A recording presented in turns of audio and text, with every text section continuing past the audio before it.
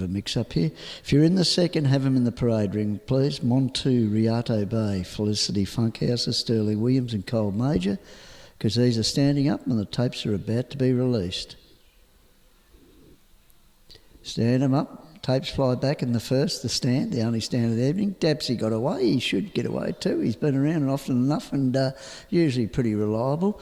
Getting away nicely in the middle there was Fabrication, and Fabrication will take up the running and would be awful hard to beat even if it had probably been running at the back of the field, but it shows the way clear.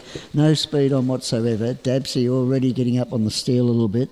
Now in trouble there was the 2-year-old Shield Maiden, unfortunately. He went out of his gate there and he's trying to get him back into a trot there at the moment, but he's going to give them the best part of 50 metres, or a Billy Brownless handball. Heading back down here and up in front, and Daniel Jack has now taken Cold Crusher.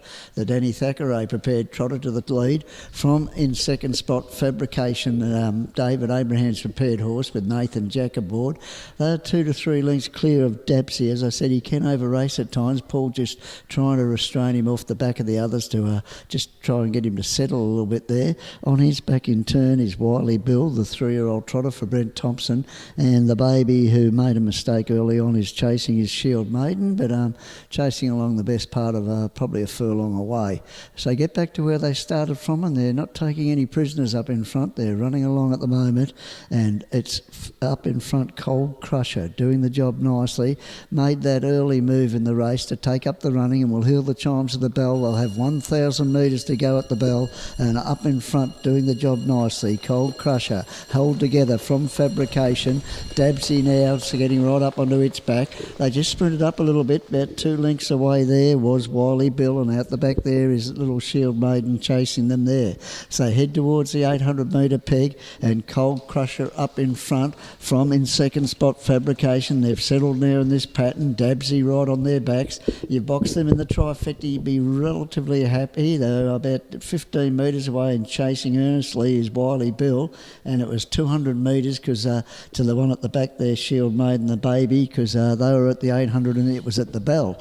They head down the back and, it sounded like a tyre actually, as they head down the back there, and it's still in front, Cold Crusher at the 400 metre peg any moment, and it leads clearly, a length and a half clear from Fabrication, warming to the task.